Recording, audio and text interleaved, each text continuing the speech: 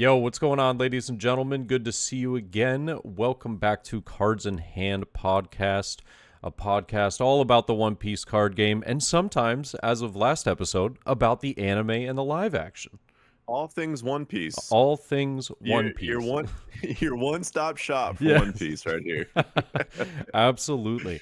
And today we are going to be going over episode 13 and so just a quick snippet before we continue. I actually got a little bit of information wrong. I believe it was on like episode 9 or 10 or something like that, where we talked about being in the top 1% of podcasts and everything. I was close. I wasn't exact. Okay. So the top 1%, actually, most podcasts, as of reading this information, stop after episode 3, right? So we're in the top 10%, right? Okay. But the top 1% actually stop after episode 20 a lot of the times, and then, the top 1% continue on after episode 21. So we're almost there. We got to make it to 21, dude. Yeah. Yeah. I mean, honestly, for the next week, if we just want to podcast a day and just speed run, if we just want to speed run to the top 1% and just say, hey, there's no denying Cards in Hand podcast anymore. We're top 1%. So yeah, yeah, no kidding. I mean, getting to episode 20 is going to be a journey, and it's already been a journey now, but it's been a fantastic one. And agreed. A beautiful friendship made from it. You know what I mean, brother? It's been awesome. Like, I don't know, I'm not gonna lie, I don't want to spend too much. I don't want to touch on it too much, but like I still remember reaching out and being like, because I was a huge fan of the Tin Drop. I was like, oh, this is great. Like, I love having a One Piece podcast that I can just kind of like put on and hear two friends, BS about the TCG and all that. Like, that to me, that's like very easy to consume, fun content. And the moment it came off, I started harassing you in your stream, like, where's the podcast? Where's the podcast? Until I just said, you know what? I feel like Thanos, where you're just like putting on the glove, and I'm just like, if you want to do something, if you want to do it, you got to do it yourself. And I was like, all right. So here I come knocking on Ian's door to be like, brother, let's bring it back. Let's do this. And lo and behold, we bunk bed in LA in a Hello Kitty room, and our love has been burning so bright ever since. So it has. Yeah, brought us together. I mean, nothing like Hello Kitty to really strengthen a friendship. Oh, 100%. If you're going on an island adventure, it's either got to be with your Straw Hat crew or with Hello Kitty. So exactly. Either way, you're not gonna lose. No. But ladies and gentlemen, to those of you that are listening today, whether you're on Spotify or YouTube, we appreciate you. Thank you for joining. Absolutely. And also, we want to start doing this towards the beginning of every episode now, is we want to start talking about just mention what our topics of the day are going to be. So today we are going to be going over a couple of things. So we have EBO1 coming to a close very soon and OP07 right around the corner. With EBO1 closing out, we have a few regionals that are coming up. We have one this weekend, one on the 15th, and I believe one towards, what is it, the 28th or 29th? It is the second to last weekend in June, so I believe it's the 22nd. Oh, maybe it's 22nd. Okay, 22nd will if be... we're talking about the Mequite offline, yes. Yes. Okay, so the Mequite offline is one topic that we wanted to bring up because it's going to be a very interesting tournament. I'm very interested to see how it goes. But that's going to be post-ban, but pre-OP07. Pre-OP07. So that will be a very, very interesting tournament. I don't think it's, like, relevant to what we should be looking for like, a meta or anything. It's just going to be a cool, unique tournament, Yes. It falls in that weird timeline. Right. And because of that, we might be discussing particular leaders that are going to be very interesting at that tournament, but also relevant in OP07. But the vast majority of today's episode is going to be about OP07 itself. What we're going to be looking for meta, what we're going to be seeing for matchups, potentially predictions on what we might see in upcoming tournaments. And to round out the episode, we're going to have a really fun little, kind of like a little I don't want to really call it a trivia moment, but it's mostly just like we asked ourselves what have been the 5 most impactful cards out of 4 different categories in the card game so far as of EBO1. And we are going to each give our 5 most impactful cards and kind of compare them and give our thoughts. So, yeah, pretty interesting. But and and somewhere in there, we're gonna find a way to make fun of my age. Like 100%. Yeah. Yeah. So like don't worry, don't worry. You're not wearing the hat today. Yeah, I thought about it, but when I went back and I actually watched the video of that, I was like, yeah, I know. Like, I almost did it today because my hair's out of control and I need a haircut pretty bad. Yeah. But I went back and I watched the video. I was like, yeah, never again, brother, never again. Honestly, it's collared a great shirts with backward hats just ain't the move for me, brother. It's a great hat though.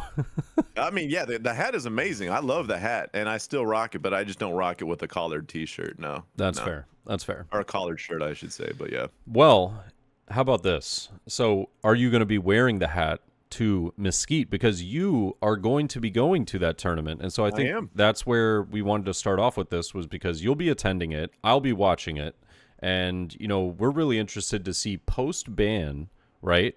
We're going to have no Great Eruption, no Sakazuki, and no Reject. So this means that, I mean, Katakuri was already kind of out of the picture because of RP law, pretty much, and Gecko feels pretty good into Katakuri, but so now we're gonna have more than likely Enel not running that definitely not running the Reject, but now maybe like pivoting to something more of like a Rush Enel build, and then we've got Gecko not having Great Eruption, Sokka just completely out of the picture. Gone. So this makes it really interesting. I feel as though, and we talked about this briefly, was that RP Law is going to be in a very good spot for this tournament. Yeah. Like, I don't want to poo-poo it because you use the word interesting, and I'm not gonna lie, I don't think we're gonna have any surprises in this situation. Like, I think out of the top 8, we're probably gonna see like at least half of them be RP Law, like 4 out of the 8, and then I think we're just gonna find like the stragglers of the randoms, like a Gecko here or there. The one leader that I think is gonna kind of be the dark horse would be Perona, because granted, before EB, Perona felt a little bit better going into Red Purple Law. Obviously, Red Purple Law got the new tools to the Kid Killer. Is just so much pressure, man. And then the ramping of Dawn with Bon Clay, it got more tools to handle the situation. However, I still, while Perona is not as efficient going into Red Purple Law, it can still make some things happen. So a Perona that high rolls and just sees the cards could find its way into top 8 would be not semi surprising, right? But at the same time, like, I could see it happening because of all the reasons that you just listed, and Perona having a decent matchup into Red Purple Law. Not as good as it once was, but a decent matchup. Yeah. So that's kind of like the dark horse for me that I could see kind of creating a little bit of a wave in Mesquite. And I could see a lot of people picking Perona to kind of anticipate the enormous sea of Red Purple Laws. So yeah. I love this idea, is that I didn't even consider Perona, so that's a fantastic, I didn't even consider that's a fantastic idea, because Perona's also very, very good against Gecko, right? It is, if you get that the even curve, if you go second in that matchup, Perona is so good. Like, having the having the Borsellino unremovable, having the 2-cost Rosinante, which you would think like, oh, it's easy, it gets removed by Absalom, Lucci, all that stuff, right? But your combos now don't hit as well, because they used to just be able to take out 2, but now it's like, oh, I can't take out this rested card because Rosinante just saves it. So I'm just in this weird spot where it's pretty annoying. And then all of your 4 costs constantly, like, you want to flood the board, they constantly just get rested, attacked, and then KO'd. And like, if they swing at it for 5, you're like, gosh, do I counter? Because Right. if I do, then I'm just giving them a card, Dude. and then they hit you with a Ryuma or an X-Drake. That's You exactly, and know? you know what? I've played that Perona matchup a lot as Red Purple Law because it's tricky.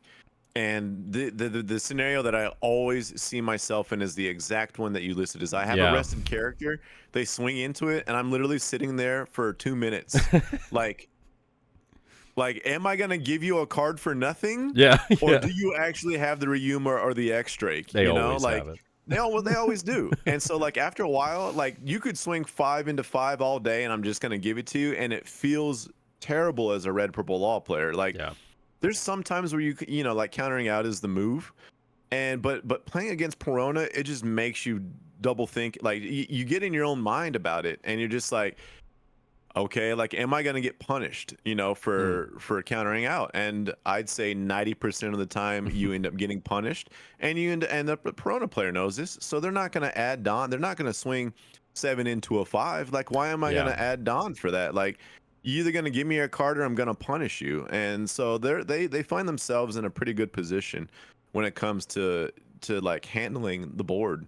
And then yeah, I mean the 10 drop Dofi is always a pain. Oh man, dude. Yeah, it's, and they have, when they play back to back, you know, granted there's cards now, some Red Purple Laws are throwing the Zoro, some Red Purple Laws haven't gotten rid of Zoro, so it's still a thing. Granted, it's mostly I've seen like as a 2 of. Right. Right. Some other Red Purple Laws have gotten rid of the card entirely, so you're relying on the 4 cards of Killer and Kid to, if you're getting frozen by the 10 drop Dofis, to try and go for game scenario. But if you don't see those cards, like it can make for a frustrating situation for Red Purple Law. But Yeah. yeah, I think Perona is gonna actually look okay going into this field for Mesquite. I think I wouldn't be horribly surprised if they snuck into a top 8 with a Perona. Yeah. I'm trying to think of like what some other potential dark horses might be, because Sokka was. Mono. Oh, I was gonna say I was gonna Sokka's say just. mono blue Dofi. Oh, okay. Yeah, that's nice. I can Yeah. see that. They got a lot of EB support, so Yeah. I can see that happening too. Agreed. Yeah, there's it just feels as though Sakazuki was just kind of a gatekeeper to a lot of decks.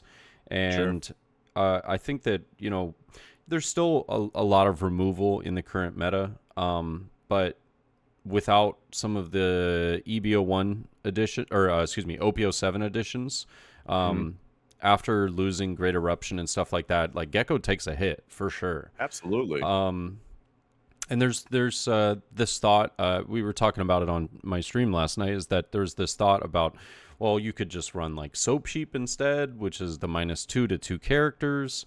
The tough part about that is that it's not a Navy card. It doesn't draw you a card, and it just ruins your brand new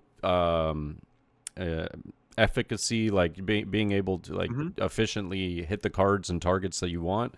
So it's kind of tough. It's pretty tough. So I think it's going to be really interesting to see where people go and kind of pivot from that.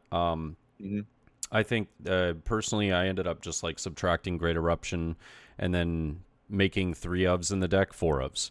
I was like, Hina's now a 4 of, Lucci's a 4 of, Sabo's a 4 of, and I don't know what the other one was, but it's nice. It just adds for more consistency, which, you know, is not a bad thing per se. But are you a believer in the Isho, the 8-drop Isho? Oh, I'm a firm believer in Isho. The tough part is that I don't believe in Isho until OP07. Got you. I think Isho is like, it's very, very relevant in OP07 because of Black Yellow Luffy, because of Bonnie, because of Enel. Yep. And even the mirror matchup sometimes. So I think that Isho is a fantastic card. I just think right now hand sizes aren't as large. You don't. Sakazuki was up there, but it felt like a card that, are you really getting the biggest usage out of it against Sokka? Not so much. You kind of need to do a little bit of board management with Moria play, but yeah, that's pretty interesting. So Perona and Blue Dofi. There was another one I thought of that I didn't know if maybe this like might be like a weird, crazy sleeper card, sleeper deck, but like the idea of a bird-cage Doflamingo, right? I don't know. I thought about it and I was like, that would be interesting. Like, Yeah, would that be an RP law counter? Like, it it certainly can be. It certainly can be. The yeah. thing is that RP Law just replenishes the board so well that it's just like once you wipe the board, it's like, all right, cool. Well, like I don't have a hard time putting the board back up, right? Um, the other thing is that it's I don't want to call it gimmicky because it's not necessarily gimmicky. Like I feel like there's like legitimacy to it. Um, but I still think that it's like at best it's 50-50 at best. Like Yeah. with the red purple law matchup. I don't think I think I might you're be counting on grasping too for much straws. yeah, exactly. Like you're counting on way too much stuff to work really well to have an okay chance. You know, like Hmm. I don't think it's like the pick. Um, but yeah, I just don't like I can't see myself. I don't see it going there. I don't see like yeah, but again, like there are some decks like Black Yellow Luffy. It feels like it might do well into. Yeah. Because everything's a 5 cost as well. The thing is, like Black Yellow Luffy also has. Well, no, if you play Sabo on that turn before, maybe you're like circumventing the whole thing for like an extra turn or something. I don't know, Yeah. but I don't know. It's one of these things where I've not seen the deck perform well enough to merit to make me feel like it's gonna find its way up there. I don't see that being the case. Yeah. I think an interesting call would be Black Yellow Luffy or Red Purple Luffy Mm, for Mesquite as well. I think that both of those mhm. uh, not like directly struggled in per se, but into Sokka. But I think well Black Yellow Luffy did, but RP Law or RP Luffy, but Yeah, I think there's too much red purple law still, and black yellow Luffy doesn't quite have the tools. I don't think it's gonna. I don't think it like it's not a great matchup for black yellow Luffy. I still think red purple law wins that matchup. So I don't. I You you'd have some huevos to be bringing a black yellow Luffy into a sea of red purple law. I don't know, man. I don't feel that bad into that matchup. There's one card obviously that makes it tough, and that's Mhm. uh wow, why am I forgetting the name of it? The Shariah. Oh yeah, yeah. I Shariah mean, Shariah just kills the leader. I Shariah's mean that card rough. alone handles the leader. Yeah, but there's answers to that, which is why I don't know. I don't feel as bad as maybe others do in that matchup, personally. But I think that the tough part is like how do you beat a high roll RP law that You has don't all the like. I remove mean. all the Mhm, removal for your sabos and everything. mhm, It's mhm. so tough. It's Yeah. ridiculously tough. And if they get Well, Shariah and you have no removal, that's a wrap. Good yeah, game. you're just yeah, exactly. And it's one of these things that and now RP laws and myself included, I've moved back to including Fire Fist into my build. So, like the ace, if they got out ace kind of early, it can be kind of a nuisance. Yeah. I mean, you can obviously, Gordon it, but not lead ability and then swing into it, which, they're gonna have to come out of hand for. And more often than not, they'll just let it go because they don't necessarily care about it being in their chest because they're just gonna, recur it back out with leader ability eventually. Yeah. But Fire Fist has now been put in to a lot of more red purple law decks from what I'm observing. And the minus 4K is the answer to any 7Ks when you didn't Yep. have the combo. And so I think red purple laws are also adjusting their deck list to kind of handle some of these larger cards that we're seeing a little bit more often. Um, and what was I gonna say? The Fire Fist has just like been a good card overall in the current meta. So I think there's more answers for those types of decks that rely on those like 7K ish cards, Right. and red purple laws found a way to kind of adapt to that. Yeah. I mean, no kidding. Red Purple Law is just one of those things that I don't see that deck kind of ending anytime soon in No, adaptability. no. But on that topic, I'd love to hear your opinion on this because I do think that there is some merit. I've been seeing some opinions flying around and whatnot. I think Red Purple Law is a very sequential deck. It relies a lot on doing stuff at the right times, Mm-hmm. sequencing everything correctly, Mm-hmm. knowing when to use leader effect and when not to. Mm-hmm. But the one thing that I've been hearing kind of a a buzz about, and I can see kind of the point and I can agree to a degree about it, is that Gordon is Gordon and Raise Max are the exact same card. They are the exact same card, Mm-hmm. and you can run 8 of the exact same card. There's no other card like that in the game yet that you can run the same of, because they just have different names. That's not true. Really? Oh, okay. So the last part is what made it true. I was gonna say you can run 50 of those damn what's it called? Oh, come on. Yeah, the pacifistas. Yeah, but no, it's that you get. But no, but the last point, Yeah, the last part of your like cleared it yeah, up. yeah, They're yeah. they're the same card with different names that we're literally just running. Right. But yeah, They have the exact right. same effect, the exact same Mm-hmm. cost, power, Mm-hmm. everything. The only thing Mm-hmm. that's different about them is obviously their name and slightly their archetype. Mm-hmm. They're both film, if I'm not mistaken, and one's like I don't even remember. It's like a Revolutionary Army or something. But That's right. yeah, I think to me personally, I think that is a bit of an issue. Like, I know what they were trying to do. I think that what they were trying to do was that they realized Gordons are very popular. Mm-hmm. We need to get more of these into players' hands, but we're not trying to reprint or have more of these just yet. So we're just going to put it in a set, call it Raise Max, and then nobody's going to use the Gordons. Perfect, right? But people were like, "Oh, so now I can use 2 of these?" Yeah. Yeah. Which is it's pretty insane. But I'd love to I hear your opinion. Yeah.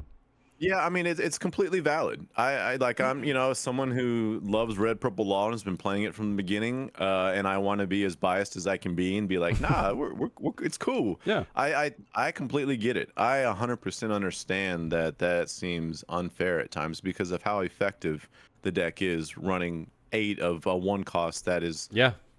essentially catering beautifully to its leader ability. Yeah. Um, I do.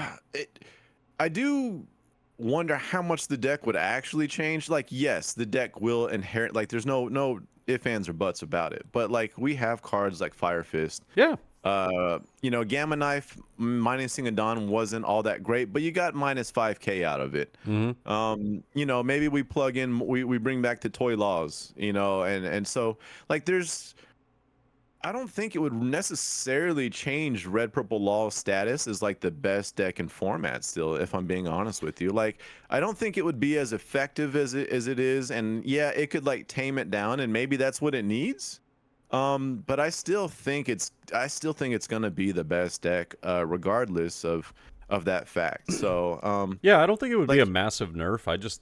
All I no. think is that the one Dawn is what makes it very good. Hmm. Instead of having to pay 2 for like a Fire Fist Absolutely. or 4 for the Toy Law, Hmm.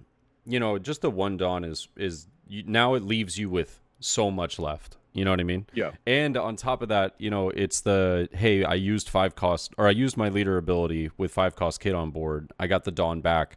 Now I can attach another Dawn or another Gordon onto the board and use Hmm. that to swing into some rested character or Right. save it for the following turn, blah, blah, blah. Right.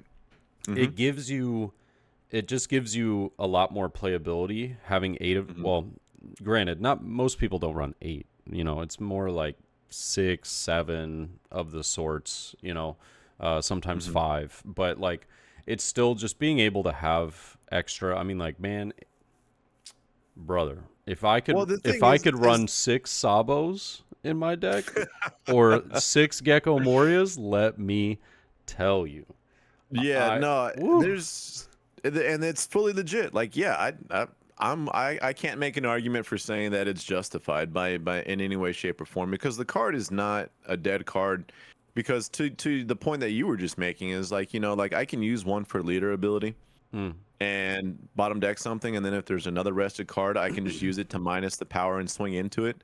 So like, Yeah. you know, like there's the way it can be utilized in these ways that kind of don't ever make it a dead card, right? Yeah. Like it's never Yeah. just not applicable.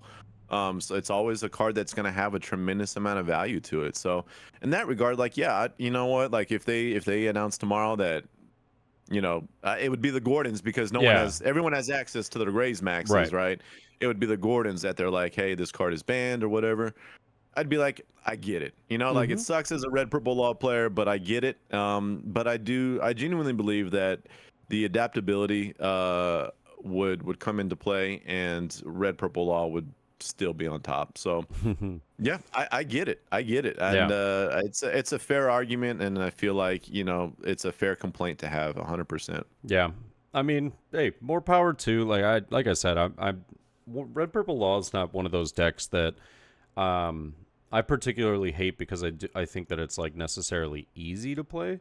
Um, I I just sometimes hate playing against it simply because it's a very good deck. Hmm. It's very annoying, and if they see Hmm. everything, it makes you kind of annoyed for two reasons. Because you're like, one, they have no searchers in that No deck. searchers. It's just you got high rolled, and Yeah. then two, you're like, God, how can I like what could I have done differently? And then you Hmm. look back at it and you kind of go, Literally not nothing. much, like Literally nothing. nothing. Yeah. Yeah. It Yeah. feels like the game was kind of in their tide.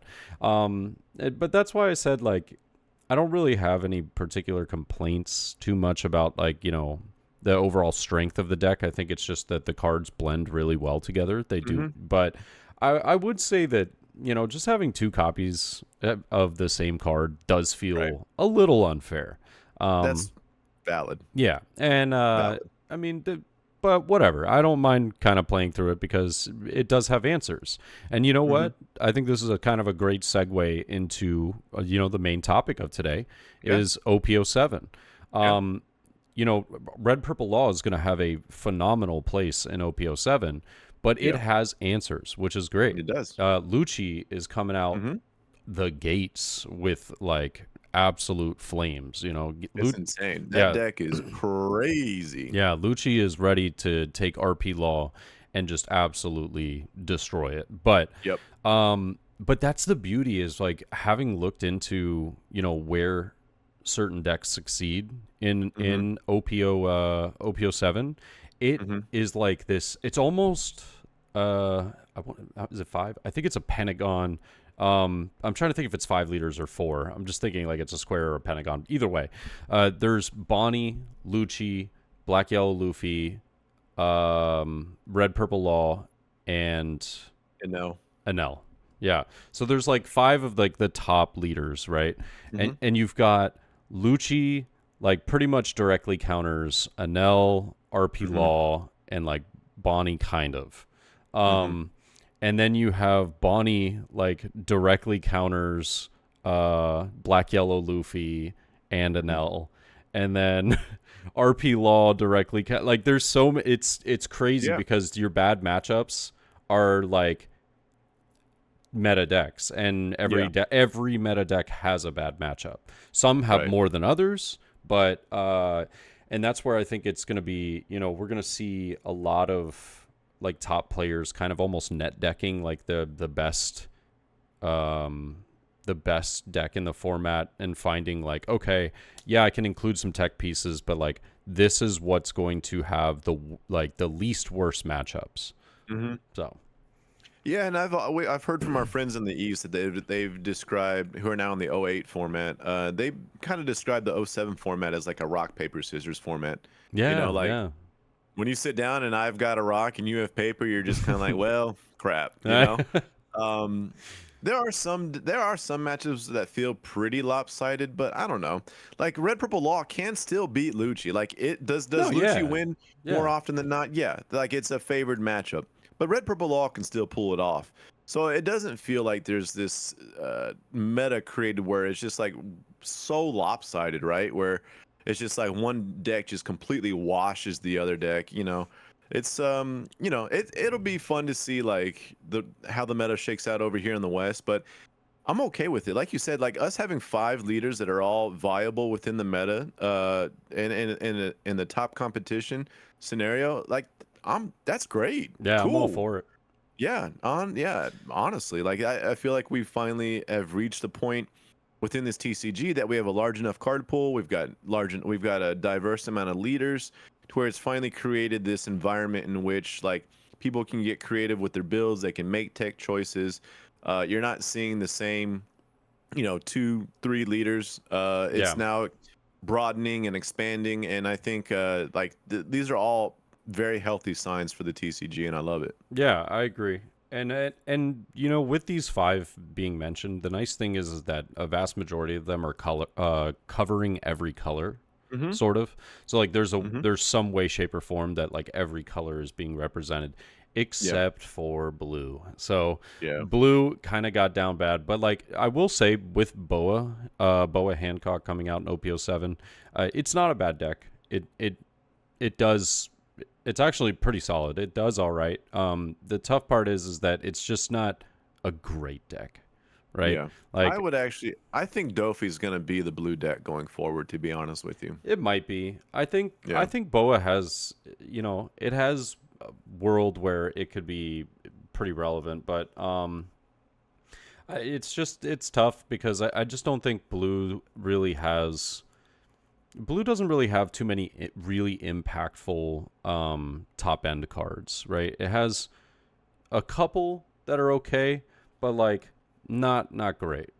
At the end of Mhm. the day, when I see a 9-cost Mihawk, man, I used to be terrified of that Yeah. card, right? I was Yeah. like, that That used to be card. like one of the best monsters. It was terrifying, right? Yeah. But now I'm like, dude, I lose 7 cost or less. Like Yeah. I play a Moria and I get rid of 2 of your probably like 6 cost or higher characters. Right. Right. Bye. Yeah, it is not So, kept up with. It is not kept up with the yeah, what's the with the what? Why am I losing the word that power we creep. constantly? Thank you. Yeah, Yes, it is not kept up with the power creep. yeah, Even with the addition of Sanji, the 9-drop Sanji that'll let you kind of cheat it out. yeah. It doesn't. It doesn't even. I don't know. It doesn't feel like it's relevant at the moment, to be honest with you. No, I think Sanji has a place eventually. I really, really Yeah. genuinely do. Yeah. Uh-huh.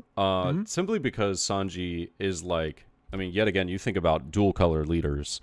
You Hmm. can there are so many plays that can happen with being able to set up the top of your deck using Sanji to play out. Imagine an 8-cost Moria or something of the sorts. I mean, there's a lot of really cool playability with that card eventually. So I think a Yeah. solid effect on Sanji, just maybe not great right now. But yeah, I do think that blue needs some like high end removal tied into like an 8 or a 9-cost card that also like has some form of drawback.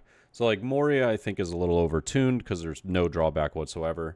But It is. if you have like an 8 or a 9-cost blue card that's able to remove 2 off the board, trashing 1, or maybe even returning 5 from the bottom of or from your trash to the bottom of your deck, it's like some sort of cost, right?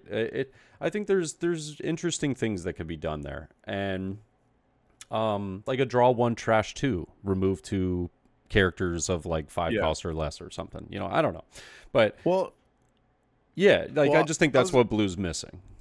I agree. The thing is, with like blue has those things, but they don't come in the form of bodies, right? No, they don't. Like, It's all the events. so Yeah. like I can play the crouching tiger, hidden dragon, 7-cost event, and it's a great event. Like it's wiping 6-cost bodies, bottom decking is Yeah. nothing to be scoffed at. It's good. But it's not a body, right? So Yeah. it's fine to control the board, but like how long are you going to control the board before you actually have to play something of substance? And just Right. like how long are you really, like, events aren't going to get you the wins in One Piece in terms of like sustainability. Like dropping an event here and there to mitigate to mitigate the situation or to get a Yeah. little bit more control is fine, but like when Blue's identity strongly becomes like events that don't produce bodies, it runs like it's only going to get you so far. And so those events like Red Rock, the 3000 Worlds, the hidden tiger, crouching dragon, like those are good cards, admittedly good cards, but Yeah. they're only gonna get you so far. Yeah, you can really only play them once you're ahead.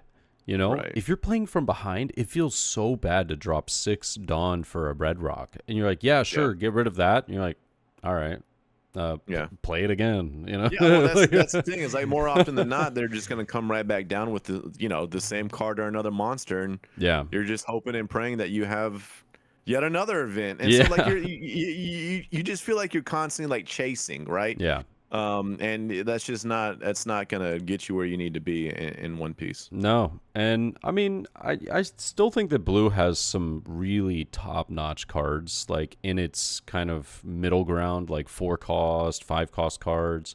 It's got some amazing pieces in there. And like the Impel Down package, I personally love. I think that eventually we're going to see some really, really big love for, a fully like decked out Impel Down leader. Sorry, Hannibal, I gotta do you dirty, but it's just not getting there right now. That's fair.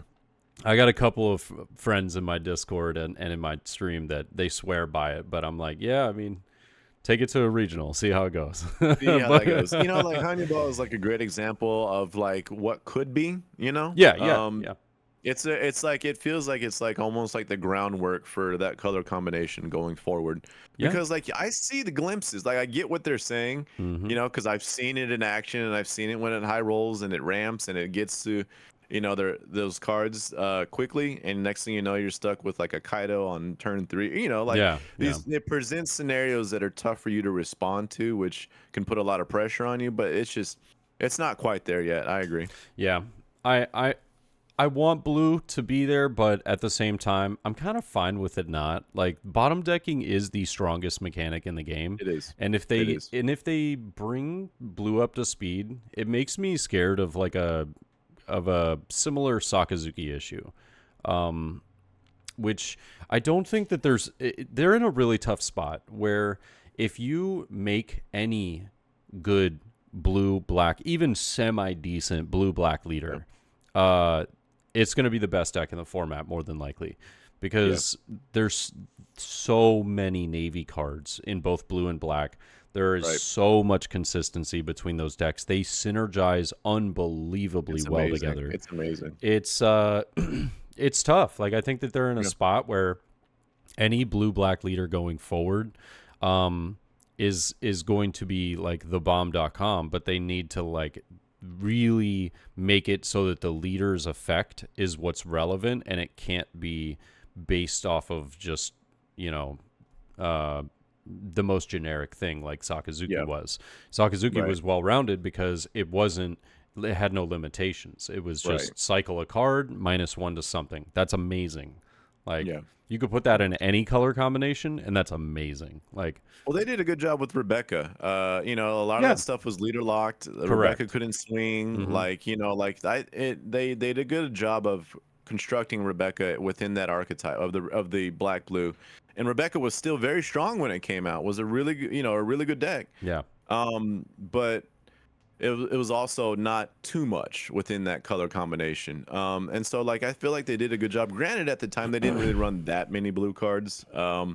But still, that's right. It was mostly a black deck with like a little pinch of some blue here and there. Right. But within the black blue archetype, they did a good job of constructing the leader not being able to swing, which inherently is tough. But so it can be done. We've seen it be done. It's just tough because as the power creep goes up and the cards get stronger, it becomes harder to like capture that, to like keep it balanced, keep it in check and keep it balanced. So I think in general, going forward, locking cards is going to be more of a thing, because we're seeing cards like Gecko. Like if you're not, like every black deck is gonna run Gecko. Oh, and 100%. And so like it kind of feels like it takes away from like the design of certain colors, because it's like, well, it's all gonna revolve. Every black deck that you make is gonna revolve around 8-drop gecko. Mm-hmm. And so like I think that's going to be more of a thing going forward, because they're starting to see a pattern, and we're seeing this with red purple law. Red purple law can play any badass red card and any badass purple card, just about, and Yeah.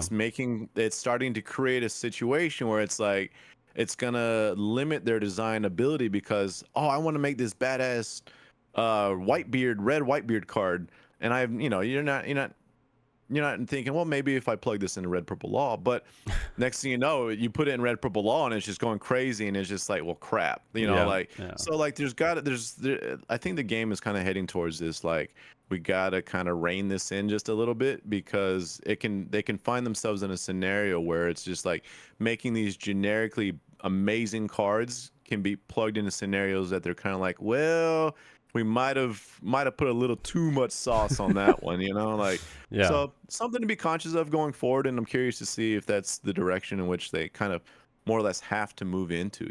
Yeah. I think it would be interesting to see, with a set in the future, having not the same ability, but similar, having leaders of every different color having like very similar abilities coming out, right? Because it's maybe something generic, but if they were all similar, it would be really interesting to see how the difference in the card pool for each color would make that leader shine. And like I said, not the same. It would be close. Like have do different things that perform different actions that come up with different things. But that's I guess the tough part about that is that one of them inherently would probably be the best, just because it's either got a better card pool or it's got a better like effect by just a slight margin or something. But well, we have a small sample size for those of us that have dabbled into '08 and played with Marco.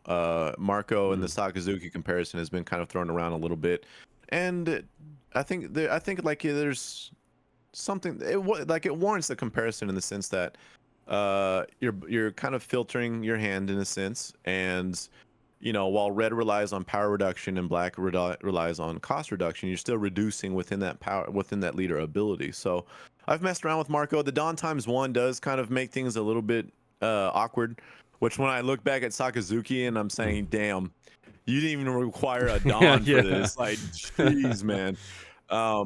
But so like we kind of see that a little bit between, because as someone who played a little bit of Sakazuki, and now I've been really curious about Marco, and I'm really looking forward to it in '08. It kind of has a semi Sakazuki vibe to it. I'm not going to say, by no means is it a 1-for-1, but it does kind of have like that style in essence where you're reducing and filtering hand within one leader ability, which, I don't think we've necessarily seen within other leaders as well. Like you've got Zephyr and Blue Croc that kind of share a similar ability, right? Yeah. Two totally different colors, but they both share kind of the same ability. So I think going forward we'll probably see more scenarios that you're presenting, maybe not like a 1-for-1, but like things that cater more to like the red blue is going to be power reduction, black would be cost reduction, purple would be like Dawn minus, like staying within their archetype, but yet still I could see that definitely being a thing. It'd be, I don't know, I think it'd be interesting. But I mean, as far as OP07 is concerned, obviously we don't have that. That's just kind of like hypothetical. But well, as far as OP07 is concerned, just having a bunch of the leaders in the meta that we were talking about is super healthy. It's very cool. I'm excited to see where it goes. If we can kind of make like a mock tier list, very short, of those 5. We have RP Law, Lucci, Bonnie, Enel, and Black Yellow Luffy. More than likely, I would imagine, will be the top 5 leaders. Where would you start to like place those? Maybe rank some of those on a scale, or do you think that they're all very relatively similar? No, I mean, the way that you just sequenced it, I think is kind of where I would have it, to be honest with you. Red Purple Law kind of as first being, I mean, as much as I want to downplay Red Purple Law right now so it doesn't get hit and so people stop ragging on me for being like a meta king, just like Dang. a meta slave.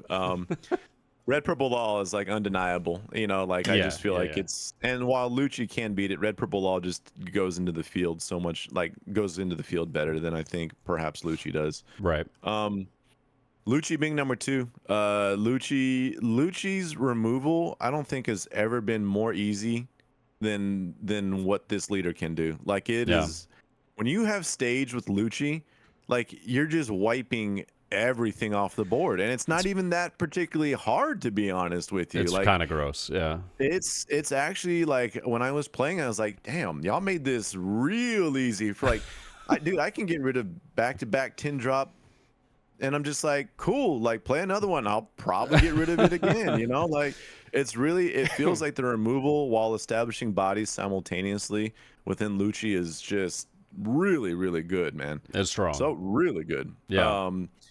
Red, purple, and then I would probably, man, Bonnie or Nell.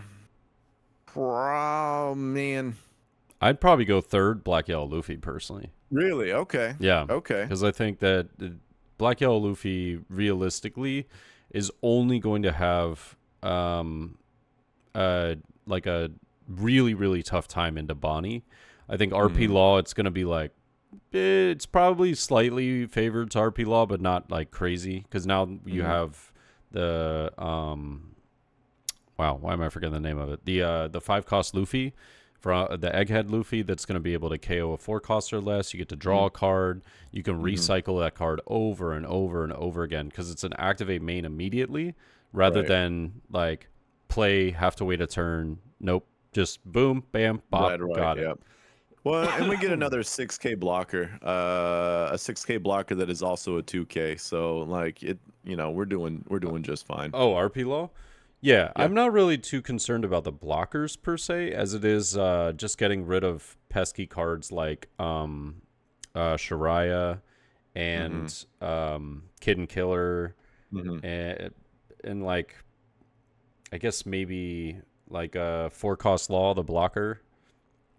Yeah, I think just maybe getting rid of those, like that's realistically what I'm looking forward to. But there's also been, it's really interesting to see what Black Yellow Luffy is going to be running in some top tier decks, because I've been trying out some stuff, and I know that some people have been trying out Ice Age, some have been trying out 10-cost Kuzan. I've seen Ice Age, yeah, and Kuzan, yeah. Yup. And so Sakazuki, I've seen Sakazuki pop up a couple times. Yeah, I've personally been running Isho.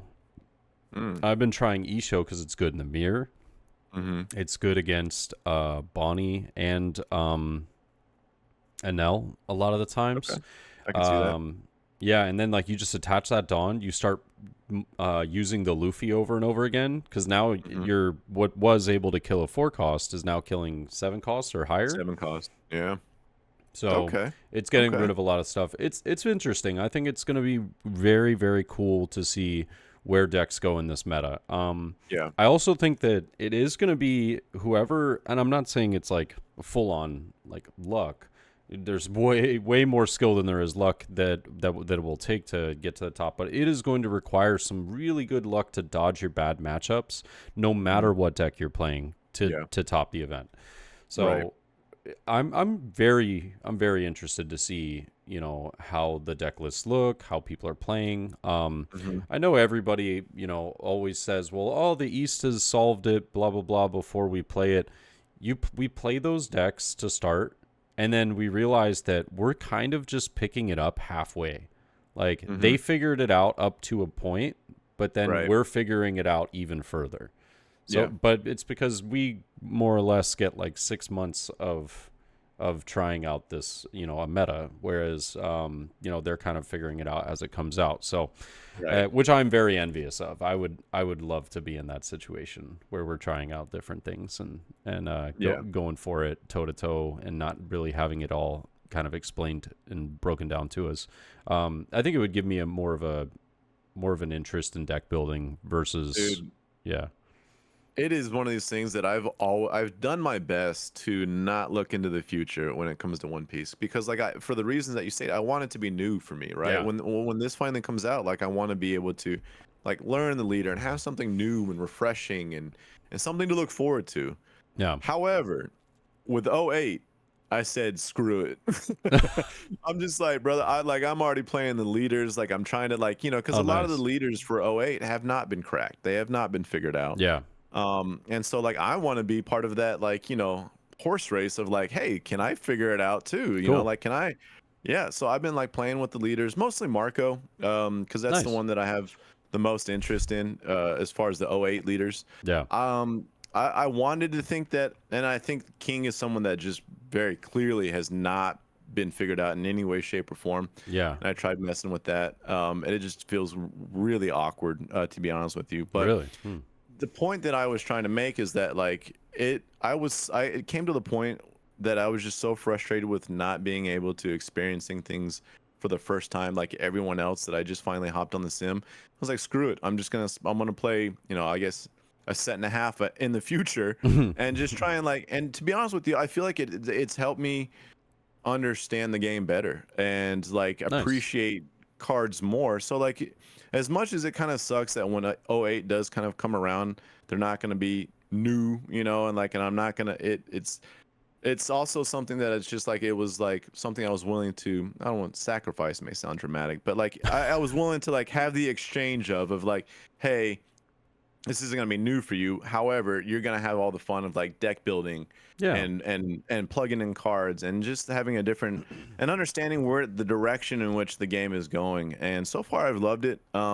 However, this is my first time. We'll see when '08 comes, if I'm just like, by the time it drops, I'm just sick of it, which would be unfortunate, and I don't see that being the case.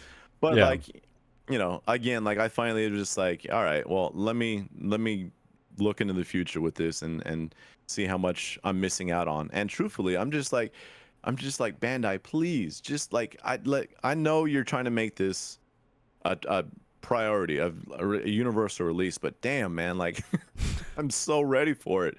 I am so because we're missing out on so much, I dude. Like know. it hurts, dude. It hurts, I man. Like, can we know. I please want the get there? global, but I tell you what, they're getting there. All right. Yeah, yeah, yeah, yeah. So they launched Dragon Ball Fusion World.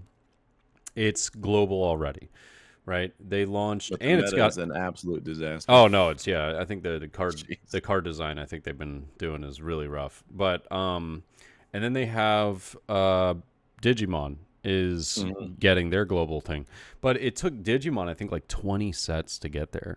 Yeah, My yeah. prediction is we're probably going to see it sometime around the 10th set. I think that would be a big announcement for them. It would probably be around the next World Championship, which will be in March. I would Yeah. imagine if there was going to be a time that they would try and do it, it would be at Worlds, and it would be next March. And that way they have the largest audience, Yeah. the most people that are interested in seeing this. Hmm. I feel like the toughest part about the largest audience part of that statement is the fact that it being held in Japan, it is wildly late for these final Oh, matches. yeah. It's Oh like my. 4 or 5 in the morning where I'm Yeah, I at. think I stayed up till 5:30 in the morning or something like that, or Yeah. 6:30 in the morning watching the Yeah. finals. And I fell asleep. I think I fell asleep. Sure. Which is, I mean, I'm like, dude, dang. can Yeah.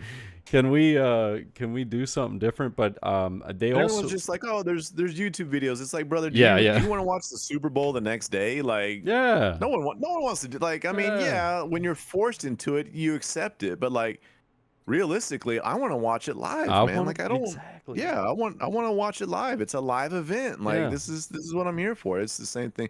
I'm big into boxing. I love watching boxing, and Yeah. boxing, generally speaking, does a good job of like accommodating, kind of an international, even if it's played in Dubai or these other places, like generally speaking, like it's able to accomplish this international audience. And then, Yeah. granted, One Piece TCG is a much smaller Low bar, niche. but Yeah, yeah, but yeah. like it's, like, come on, we can Yeah. do this, right? Like we can figure this out. Yeah. I think at least the way that they could have done it in my mind is like just have a second day, right? If you're going to be Yeah. doing this, I know there's Oh only yeah, yeah. 16 players, but like have a second Or day, you know what I mean? Just like, dude, rotate worlds. Like what do you mean? Japan gets it one Oh, year, oh yeah, I imagine they'll do that. I NA imagine. gets it one year, and then Yeah. like it's kind of like No, I imagine. divorced parents with the dual custody action, brother. Yeah. Like I got them for this Yeah. weekend, you get them for this weekend. Like Yeah. we'll both get time in with them. Like it's all good. I'm assuming that they'll probably do something like Europe, North America, Latin America, Japan, maybe like Australia, like what is it? Oceania. Yeah, but OCE or whatever. Or what is it? OCA? I'm forgetting the No, acronym. it's the GAO, I think is what it is. The yeah. No, no, no, GOA no. or G. No, it's Yeah, like yeah. it's like SEA or something like that. Oh, It's well, then we're talking about two different things because there was one that was this last weekend that's like the GAO or something of that nature. is that like Singapore Uh, or something? yeah. Uh-huh. Oh well, that I'm Malay. thinking of like Australia. They I think theirs Oh, is like either OCE or like SEA or something like that. got you. I'm trying to remember. Our Australian brothers and Hey, we sisters, love you. let us know. I can't Yes. remember. Yes. um, yeah, but that's I think that would be really interesting having some multiple spots. But at the same time, I could see that they probably might not never do that or might not ever do that Sure. because Sure. everybody's got their own national championship and the worlds is just Mhm. held in one spot where the company's held. So it would make sense. Um, I mean, either way, it'd be cool to see. But as far as that, I think I agree with your like going back to the original idea. I think I agree with your placement on like where those decks will stand. I think Bonnie's probably gonna be the fifth slot if I had to take a guess. I would agree. Yeah, I Like, was saying either Bonnie or Enel, but like the points that you make with Black Yellow Luffy, I think are valid, and I would probably put Bonnie down as fifth and Enel fourth is probably where I would end up. yeah, Anel. The more that I've played it, I feel like it's kind of a weird like one trick pony deck. It is. It's it's really strong because you don't have to really do a damn thing. Like You just sit back and wait you till just it's play a eight card. Don plus. And Yeah, you start playing the game at eight Don. you play a Eight Don or card more.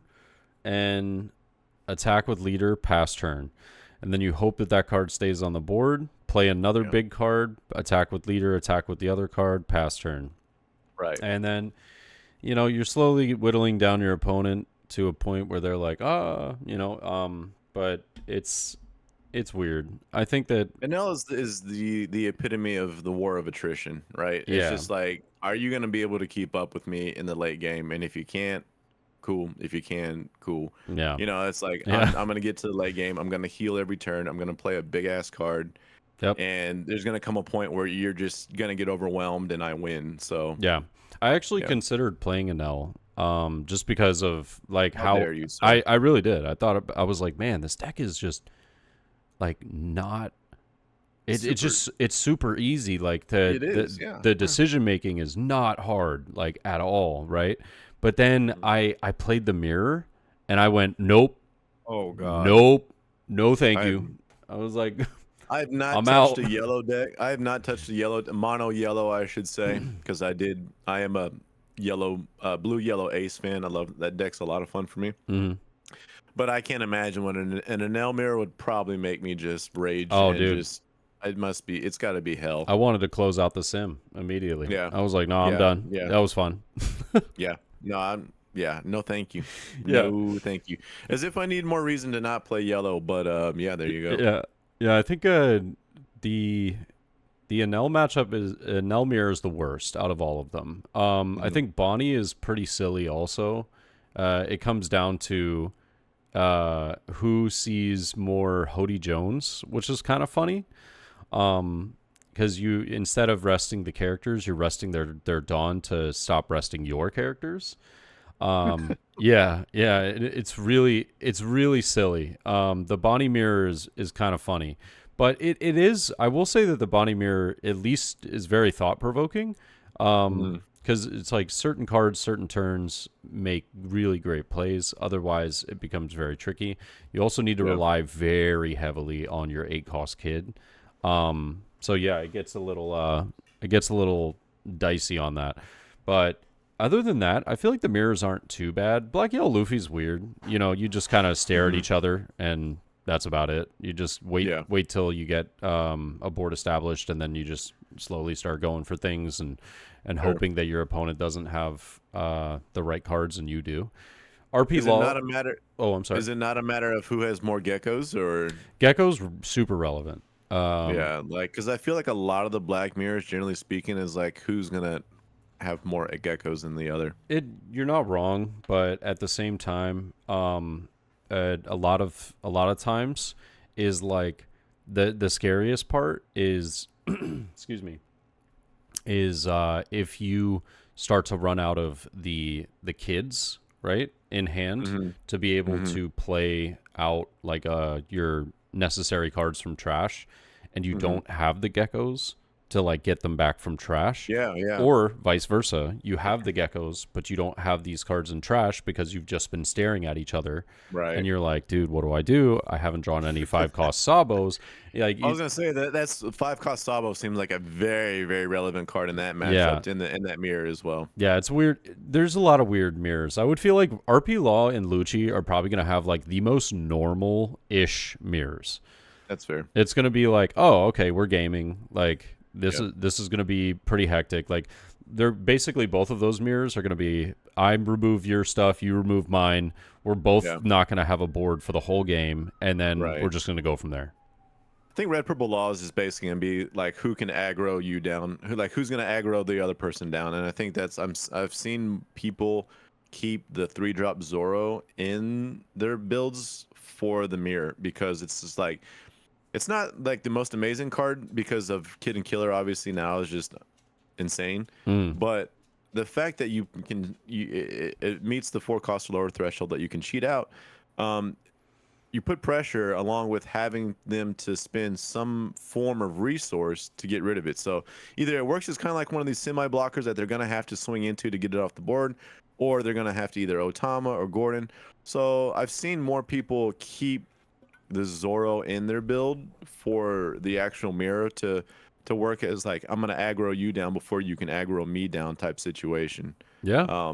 So that's kind of the direction I see the Red Purple Law mirror being. Yeah, and I think it's going to be very relevant on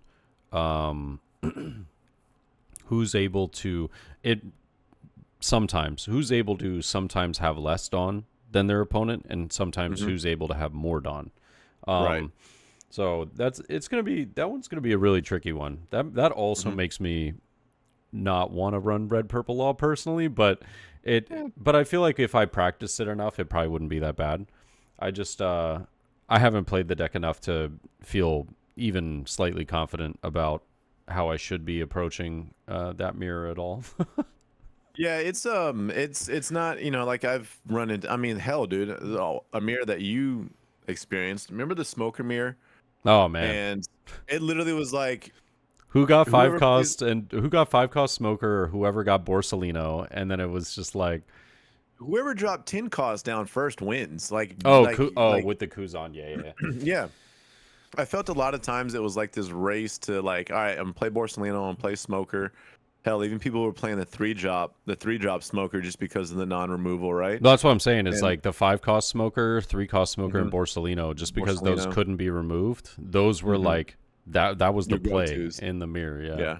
But then like once the 10 drop was established, it was just like, okay, well, like if I can't get this thing off the board, which back then we didn't really use the tools or have the tools to be removing a 10 drop. No, like Great Eruption was not a thing. Ice Age was not a thing. Like people, we did not but we didn't utilize them. No, right, exactly. Like we just didn't. We were like, no, we don't need those. Yeah. And so like this is the presence of the 10-drop Kuzan making everything 5 costs or less just made it so much easier for that person just to, I mean, outside of the non KO effect.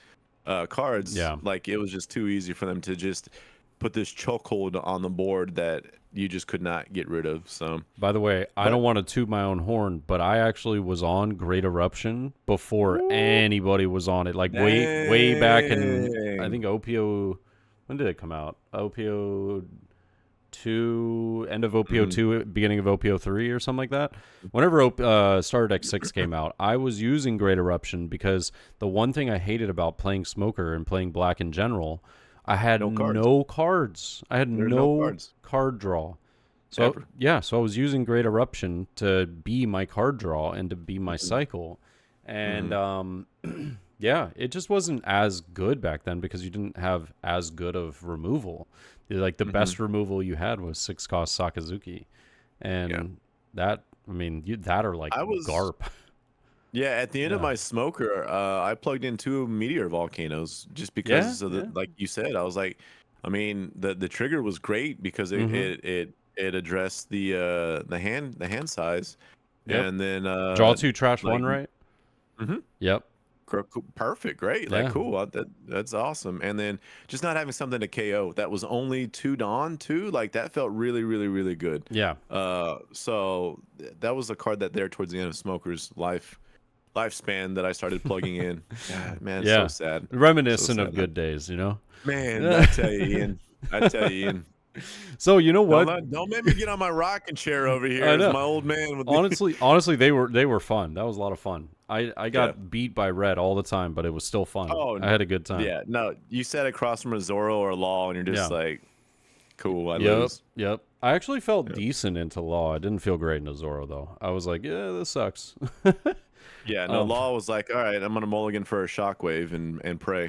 Well, that's actually why I put in the Meteor Volcano too, because Law would play those little dinks, and I would just be like, boop, bap, bap, bap, bye, just get it out of here. But yeah, so like it was Meteor Volcano was I felt a tech that I don't like. Meteor Volcano was my Great Eruption, if you will. Even though Meteor Volcano never reached the popularity of Great Eruption, right? Like I felt like it was a card that was like underutilized and kind of slept on, to be honest with you. No, it was solid. It was solid for sure. And you know, it's funny. Speaking of all these, you know, reminiscent cards and whatnot.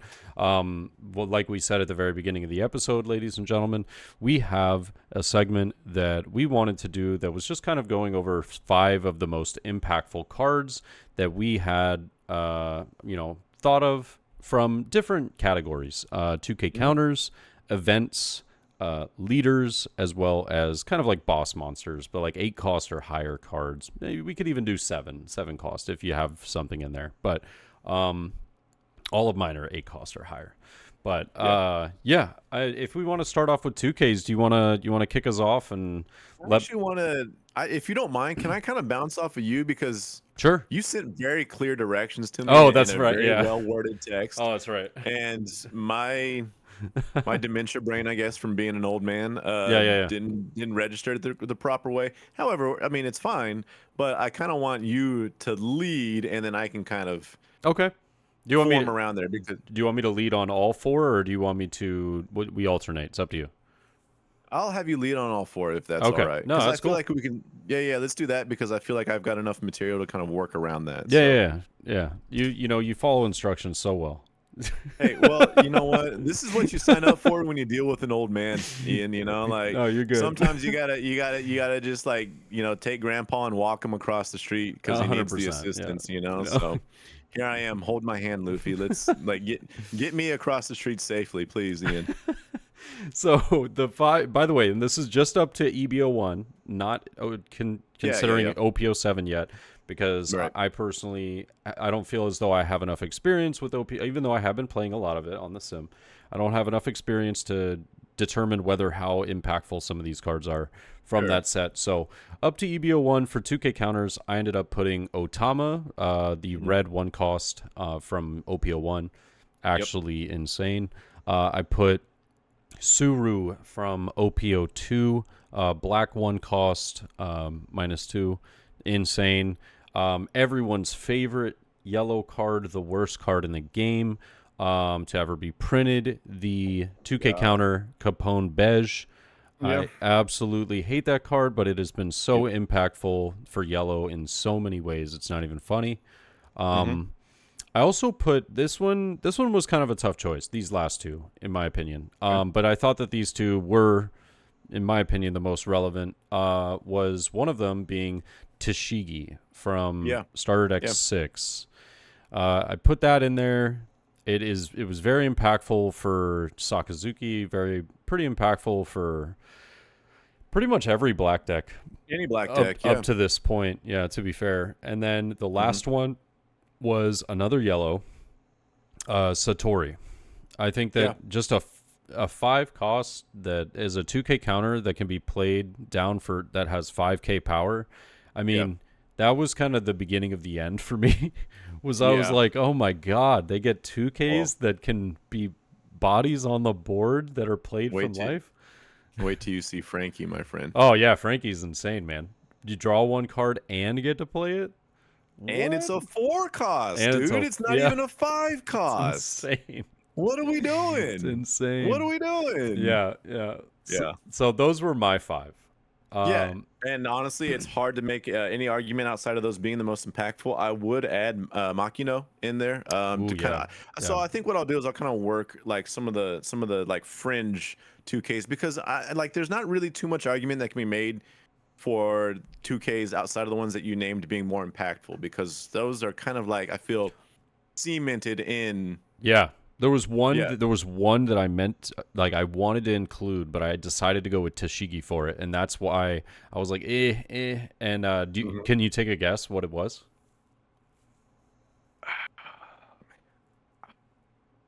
Kaya. It was Kaya. Yeah. It was Kaya. Yeah. I was like, it's the best blue 2K Yeah. counter. You get to So cycle two that's cards. the one. Yeah, you're Yeah. right. That's the one card that get like if you put it top 5, cool. Like I Yeah. think it is right there with it. Good call, 100%. by the way. Good call. Yeah, thank you. Hey. Yeah. You know, I've played a couple One Piece Yeah, games. yeah. You know, In your day, yeah.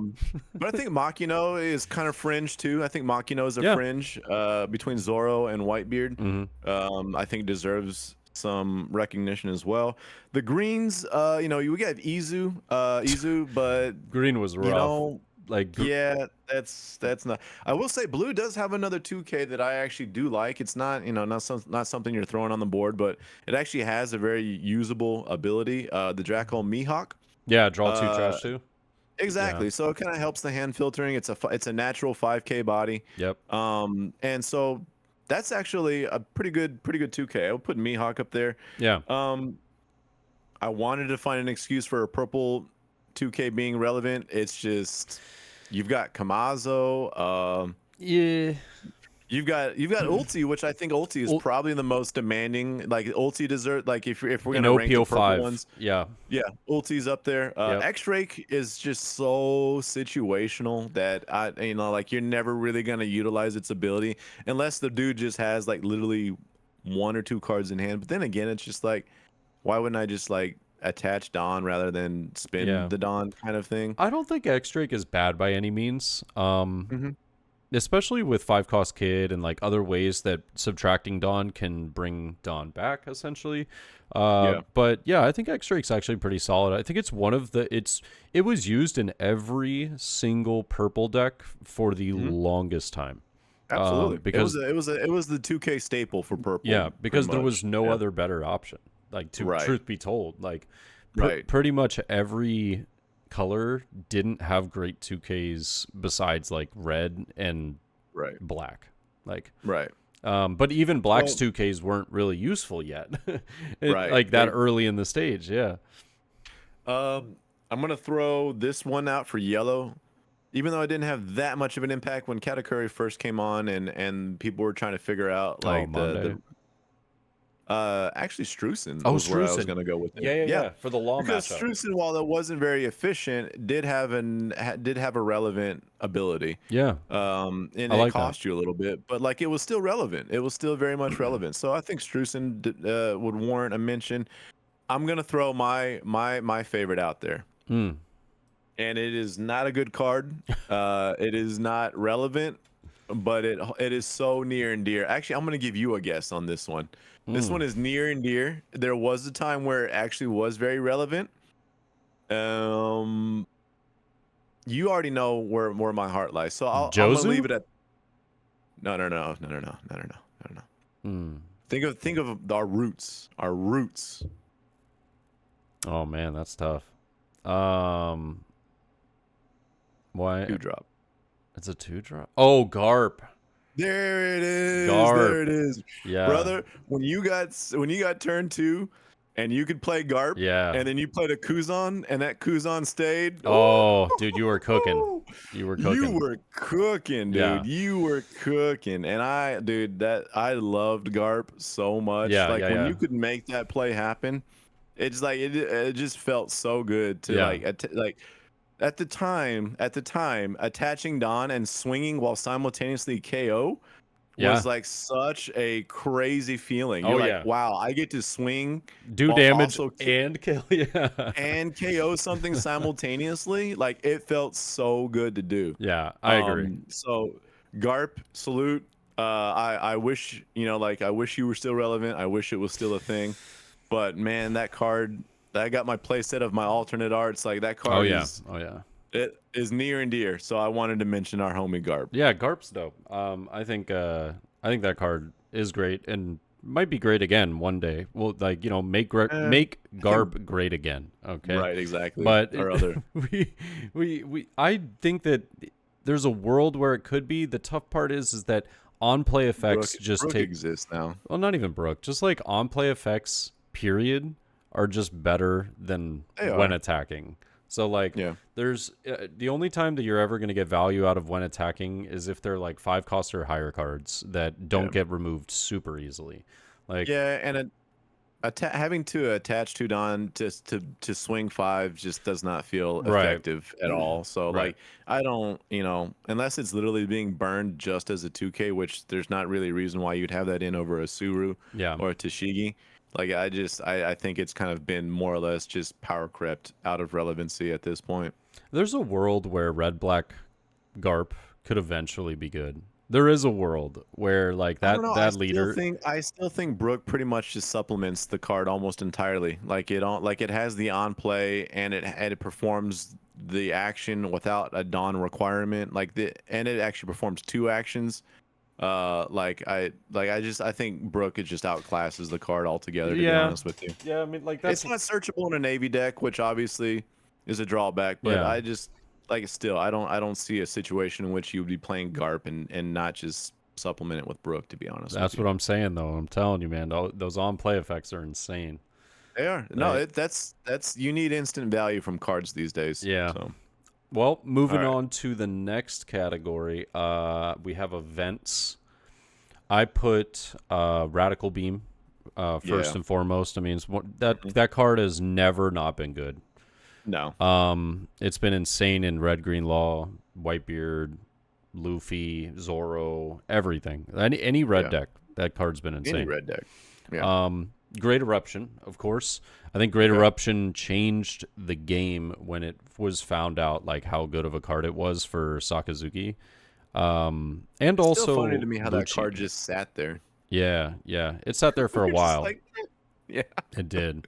I think it was really good in I think it was actually pretty solid in Rob Lucci as well. It wasn't like thebomb.com, but it was pretty solid. I will take I'll take it. I'd like 1 Dawn to neg and draw, like absolutely. Yeah, and I think that we're gonna differ on a lot of these. I had a really tough time with the events, if I'm being honest. I think another really impactful card was Jet Pistol.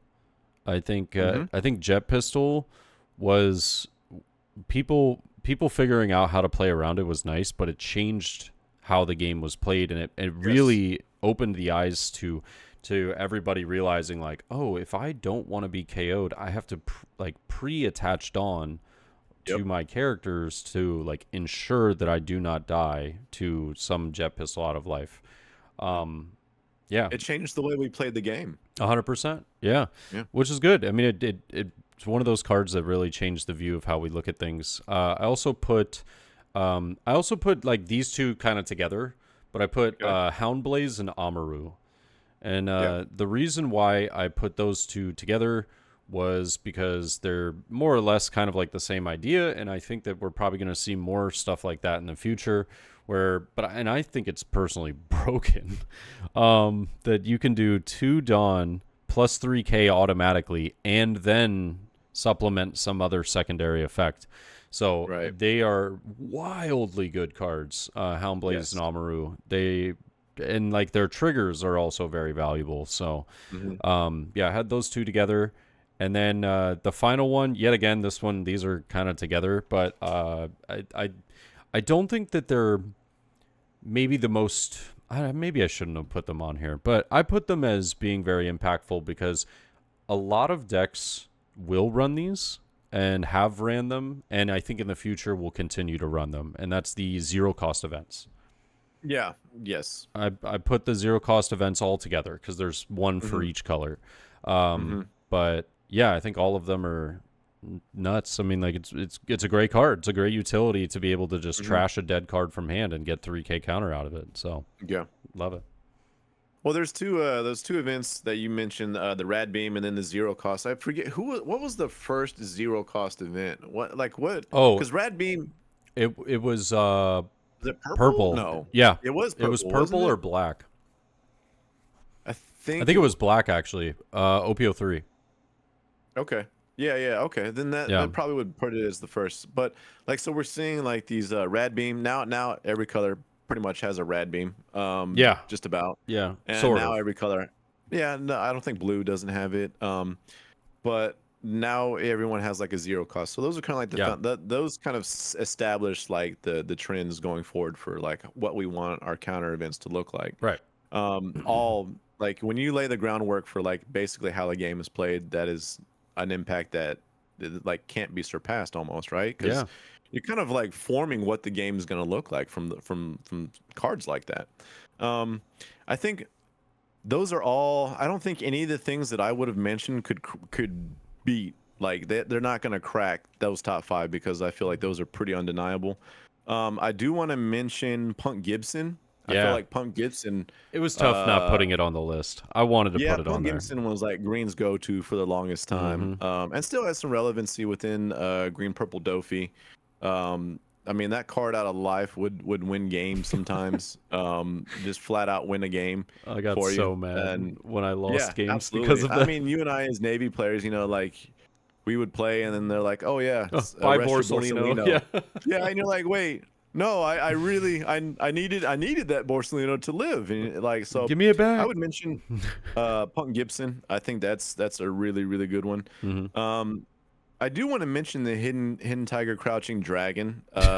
Raging Tiger Blade. Raging Tiger, thank you. Yes. Yeah. Because I feel like that card is actually seeing like it obviously is a newer card. Yeah. But it is seeing a lot of relevancy within blue decks because it is a strong card. Yeah.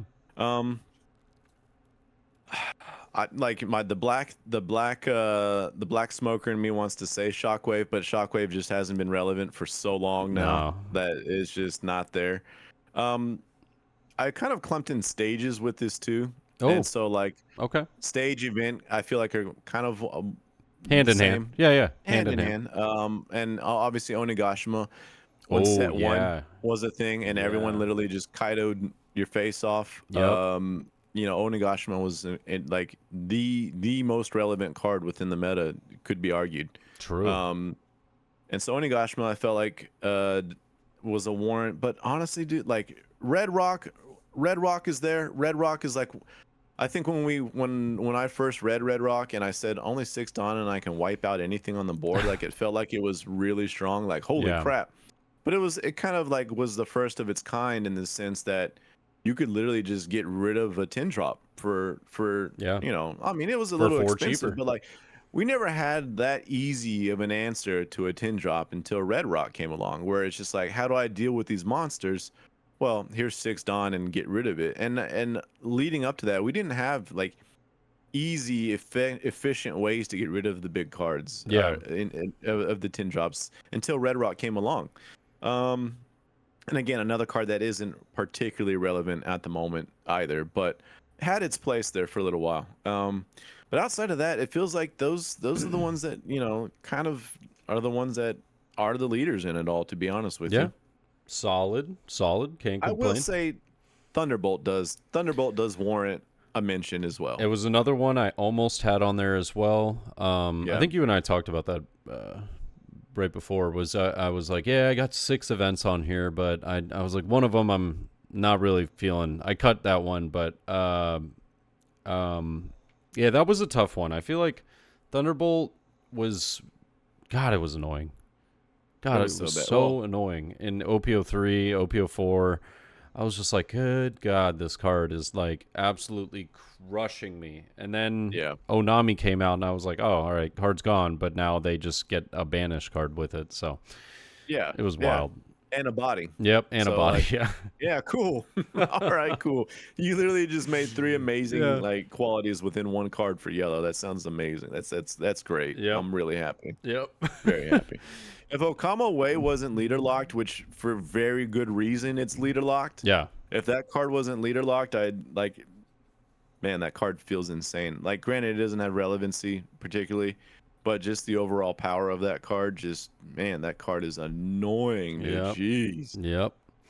Well, I could not agree more. All of the, I'm getting shivers just thinking about all the moments I've had against those yellow decks. But speaking of yellow decks, we've got leaders up next, and this was really tough for me because this was really, really tough, actually. This one was tough, yeah. Because it felt like I wanted to lump some in, but I was like, no, I can't do that. I just have to do particular leaders. And so I actually went with, of course, everyone's favorite, Newgate first. Yeah. I think that Newgate was quite literally just like game changing. It had the biggest impact. Like, cards were banned because of it. They realized how strong a color can be based off of a leader effect for the first time. It was nuts. Newgate was wild. I also have obviously Sakazuki because the same thing. That leader just absolutely destroyed everything, and it could lose, but it was just so consistent that it did absolute work. Another one I put on there as one of the most impactful was mainly because this was one of the first leaders that could have so many different ways of building it and playing it, which I thought was really cool.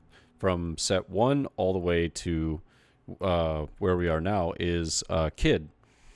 I think that Kid had so many different builds that were really unique. We had obviously about red purple Kid, right? Yeah, 100%. Yeah, no. Starter deck 2 Kid is and Andy's also been so impactful for all the pre-release events. The sealed events, like, he's the leader that people go to. Well, sealed events, you can't use him, but the pre-release events, like, everybody get your kids now, all right? If you don't have them, you need it, all right? Because that card is, like, the ultimate pre-release leader. Pre-release god. Bro. Yes. And so that's 3. I also had Red-Green Law on there. I think Red-Green Law was... It was kind of in my opinion, the first skillful deck of the game.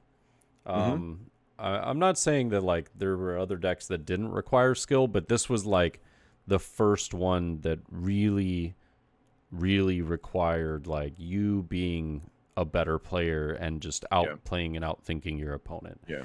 So I think that and doing everything correctly, Red-Green Law, even though it was very, very high rolly in nature, it was like if you didn't see Bonnie, good luck. You didn't see Nami, good luck. But if you did see them, you're cooking. You're sitting pretty. And then the last one I had, and I don't really have this on here because it's like it's made the biggest impact per se. In like any sort of like positive way, it's more just like it required people to change their builds because of it, and that's Katakuri. Yeah, Katakuri kind of forced people to play differently and to change their list differently, which was slightly unfortunate. because of really, really annoying cards.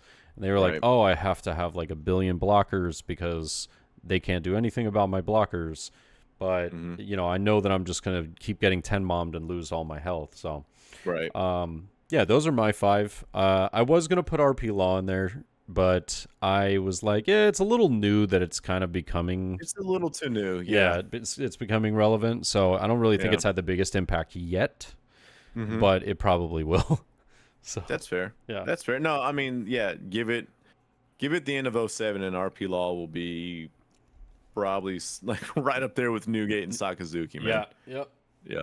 So RP Law's very clearly the front runner for the leader that is going to force changes to be made. Yeah. And like I think that's the direction that it's probably heading. So I completely agree with that 100%. You have any Um additions as far as leaders or anything that you thought of noteworthy? Again, I feel like those are all like not all that arguable. But I do want to throw in Nami in there just Oh, because that's Nami fair. was the first leader that we had that had a completely like different win condition to it, Yep, right? and I hate it. And that Nami itself impacted the game a tremendous amount because of it, right? Like Yeah. you had to learn the game in a completely different way because of Nami. When you play against Nami, you played against like it was you were playing a different game almost. And if you play Nami, you're playing a different game almost. So the way that it just kind of like changed how to look at One Piece and the fact that it was given a completely different win condition than every other leader made it worthy of mention in my opinion. Yeah. And I feel like Nami was certainly there with it. I mean, but otherwise, like like the Homer in me wants to put Ace out there, but Ace has never done anything relevant. Um, I think it won so once, right? maybe maybe Wasn't it? Wasn't it Dexter, Ace of Spades? Like Riley TCG. did he? Did he I win? would I thought he won with Ace. Maybe I'm wrong. okay. I would love for that to be the case. I Shout out swear. to I swear he did. yeah. Okay. I'll go Or with he it topped with 'cause- it. I don't remember. Okay. Yeah. I mean, I'll take it. I will take it. But outside of the one here, one little sprinkle in there. Shout out to Dexter though. Yeah. Like I'd like to say that. I would say Green Yellow Yamato deserves like a fringe mention, because Yeah. ever since that leader's been on the scene, has been relevant. There's like a multitude, not a multitude, but there's several ways that you can play the leader, which make it a pretty dynamic leader as well. Yeah. And so, but really, I mean, outside of that, you're not seeing like that many impactful. Maybe Rebecca. Maybe I could like say Rebecca was like fringe there for a while too. Was Rebecca? No, it was Iceberg that was the first leader that couldn't swing, correct? I think they were. No. I think they were the same. Weren't they in the same Okay, yeah, maybe they were the same. So like, set? Like it was set 4, right? yeah, Or, having a leader that couldn't swing was yeah. I I think really something that were like, what? What do you mean? Yeah, I yeah. can't swim? Yeah, because that had like, Vivi, Iceberg, and Rebecca. okay, I think. well then yeah. Yeah. So, but Rebecca was the most relevant out of those, and also Rebecca was a little bit like Rebecca really felt like there was a lot of thought that went into the archetype of Dressrosa, and like like that whole package that all like synergized really well with each other, and Rebecca performed pretty well too. So I would put Rebecca not in the same sense of Nami. It was kind of like changing the game per se, but just a different way to look at the game with a leader that can't swing That's fair. and Yeah. having a leader that is so like locked to its cards. Yeah, they like, gave us a different idea of like what leaders could potentially look like in the future as well. exactly. So Yeah. I feel like Rebecca's kind of like, it deserves a little bit of thought. But truthfully, outside of that, I mean, maybe a Nels, but not really. So Yeah. I mean, you nailed it on the head. I think Those- Anel was kind of slightly impactful because it made everyone realize like there is kind of a skill check with that leader. Mhm. It There is. it makes you go, oh, I'm not playing against this correctly. And then when Right. you learn how to play against it correctly, you're like, oh, dude, this isn't even that bad. It's Yeah. but it does get some pretty nasty cards next set. But Yeah, it still gets annoying as Yeah, hell. But yeah. it's I think again, if we're going kind of off of some leaders that may have force you to look at the game differently. And Ednell's worth mentioning because Yeah. again, you don't just swing into it willy nilly and Right. think you're gonna win the game that way. So it's right there with it. I'd like to say kid, but kid wasn't the green kid like you mentioned. Yeah. I don't know. I don't know. That one. Yeah, teach their own. I think Yeah. I think it was a pretty solid card for a little bit, and it had its ups and downs throughout multiple parts of each meta, which was really cool. I will say it has such a generic ability as a mono green 5 life that it could very well come back. Like it very well could be a thing again. I'm telling you, it is. Yeah. It's gonna which is cool. It's always cool to see old leaders be brought back up like that. Yeah. Well, last but not least, I think we've got the coolest section, in my opinion. The good old boss monsters, the big top characters, the top end. We went with like 8 cost, 9 cost, 10 cost cards. I think mine are. I can't imagine like not the same. I think 4 of these are like a must, and then the last one is like, I don't know. I personally think it's the 5th, but it could be changed. Okay. First one, not even a question. 8 cost kid. I think that card will forever be good in every green deck ever. It's the magnet. It is insane card. Yep. It's it's probably one of the best SRs that will be printed. I mean, it's just really good. And to be honest with you, real quick, but I wanted to kind of like make this point. It wasn't until Tin Chop Dofi came out that green really had any like card of significance that was 8 cost or higher too. Yeah. 8 cost. Like, 8 cost kid was it. Yeah. That was it. That was literally the only card that they could play that was like a big boy, chunky boy. Yep. And then finally they got Tin Drop Dofi, but for the longest time that was Green's thing. That was what Green kind of like as you scaled up. That's what they were going for. 100%. And then we ended up having 9 cost Moria, obviously. Or excuse me, 8 cost Moria. Jesus, I have. Why did I? Like, wow. I put an 8. I have no. I see. I looked at it wrong. I have 9 gate. Sorry. Yeah. 8 Moria. Okay. So 9 cost New Gate and 8 cost Moria. Yeah, those two insane. I mean, Moria I still think is probably one of the best, if not the best card in the game. Value wise, like it's insane. Yeah, you could make that argument absolutely. Yeah, 9 gate though. Wild. It was even banned for a brief moment, Yeah. And now that it's back, it's still very good. Like RP Luffy using that card. You've still got Newgate using it. I mean, it's not going anywhere. I mean, the card is solid. Very good ability. It's a good card. Yeah. I will say, like, its true value comes from Whitebeard Leader, because in a vacuum, it's a strong card, but it's not as maybe not nearly, but it's not as strong in, like, let's say like Ace or I think where its true strength really, really, really, really comes through is with the Whitebeard Leader. That's fair, because being able to stop that last life being taken, sitting at an 8K leader. I mean, it's pretty nuts. Very, very solid card. I think that one's just going to be up there for quite a while. And then everybody's favorite 10 drop Big Mom. Yep. 10 drop Big Mom. Hate that card so much. But it's a card. That one for sure. I mean, like, it's got to be on here. It was the card that so many people complained about. There's a lot of self included. Yep, it changed the scope of how you would play the games against yellow most of the times, because you had to go, oh man, well, that's coming down next turn, so I can't even afford to take life right here. Right. But yeah, that one's brutal. And then the next one, I was really torn, man. I was really torn. The final of my 5, I was super, super torn. I wanted. I ended up choosing 9 drop Kaido as the one that I went with. Yeah, but that was kind of. I thought you would go there. I was torn between 8 cost Katakuri. That's the toss up, right? It's between Kaido and Katakuri right there. Yeah, I think those are insane. I wanted to kind of think about maybe including Isho, but Isho's not really relevant until next set, No. so it's not really that impactful yet.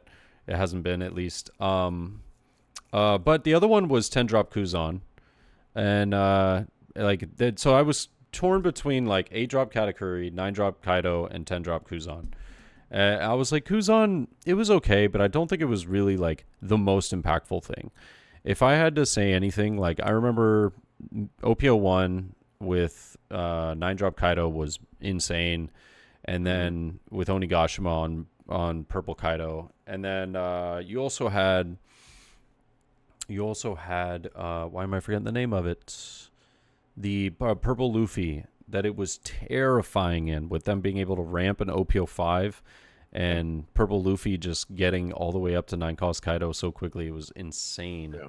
So Well, we've never seen a card constructed that way ever. Like the 10 drop Luffy is just an insanely designed card. Like, oh no, I when you- meant like purple Luffy the leader. Like oh, yeah, okay, in okay, sorry. I thought you were talking OP05, about. yeah, like the leader Oh, was just ramping to Yeah, 9 cost. Yeah. Oh, okay, But sorry. yeah, 10 cost Luffy's wild too. Yeah, I was like, wow, this card is insane. yeah, it's pretty good. Yeah, yeah. I wrote down 10 cost Luffy because again, it was just like it felt like a one of one. Like we had never seen anything like that card before ever, and it was truly like it kind of broke the framework of the game at the time, which was cool. It worked, like you really just see it with one leader, but damn, that is a very relevant card to that leader. So it was cool to see that card. I think that Luffy in particular will always be like something to consider in future purple decks, because it's really unbelievably good if you think about it. But it's like a one of potential like closer, like I can just It's your closer. I can close out the game with this real fast, which is really neat. So yeah, I like that. Any other honorable mentions? Yeah, I got some. Well, I'm glad that you mentioned the 9 drop Kaido, because I was like, yeah, every purple deck's gonna have 9 drop Kaido pretty much. Yeah. The card is just so amazingly good, and then we've got cards in the future that, for all intents and purposes, actually make that 9 drop Kaido free, which is insane. Black Maria. We could do a whole podcast on that one. I feel like we were Fringe would be 7 cost mom. I know we were saying 8 cost and up. Right, I kind of wanted to like 7, like if we're 7. If we're gonna include 7 costs, I would also include Ace. I feel like Ace is actually one of the best cards printed too. Maybe not that, but like Ace is just insanely good 7 cost card. Just an amazing 7 cost card. It was very impactful. That's for sure. Dude, during the Newgate tears.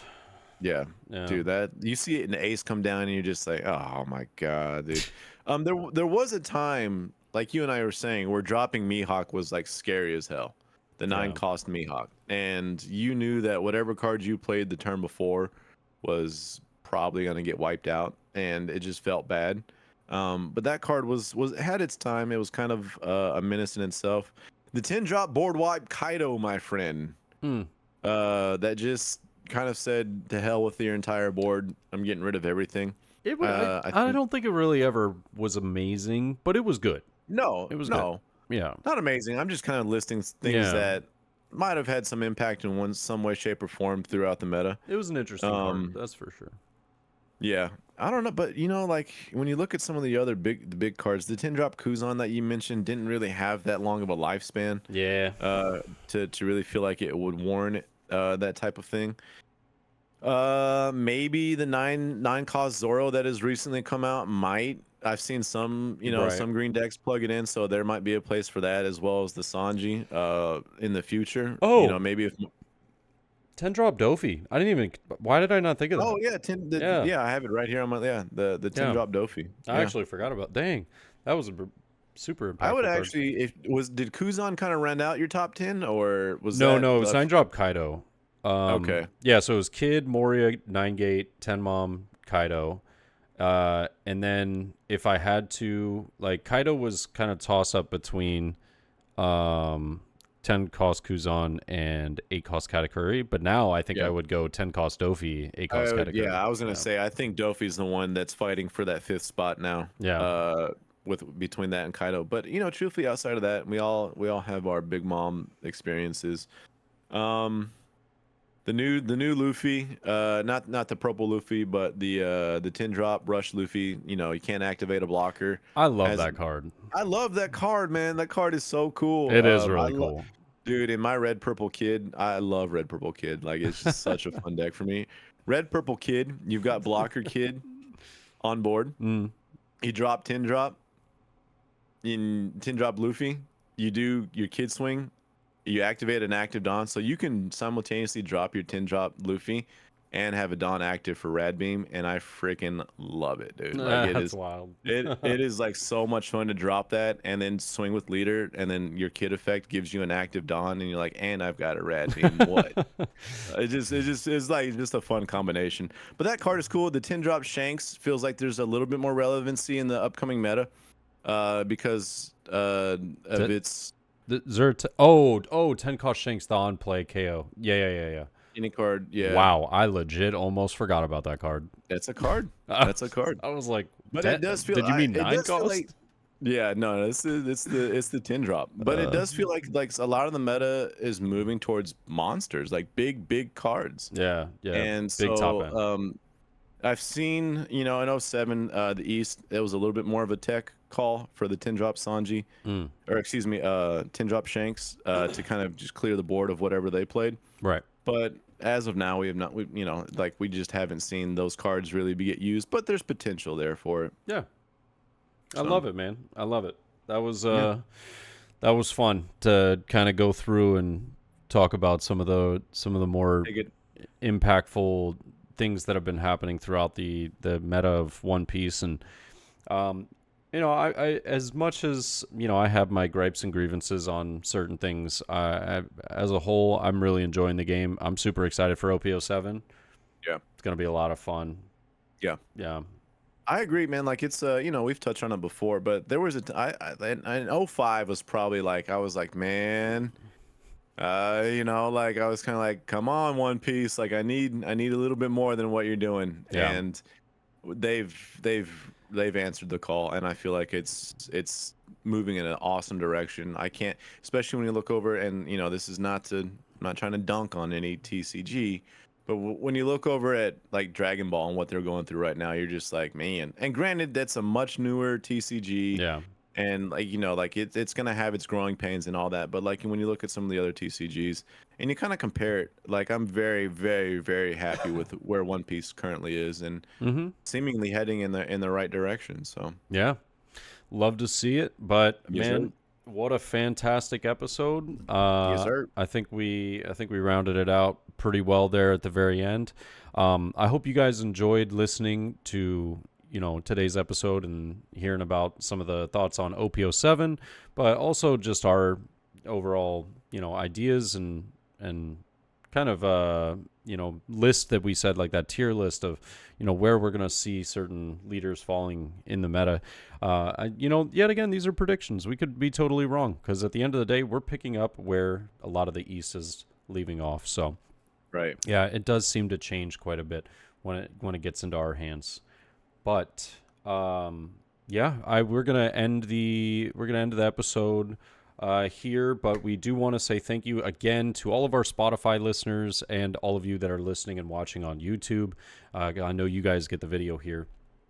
We're gonna have all of our social medias right up here on the right side if you are watching on YouTube. Other than that, I will definitely be posting about this in the next couple of days. I think you usually do the same yourself. Yeah. Hope you guys have a great day. Enjoy the rest of EBO1, and we'll see you in OP07. Peace. Later, guys.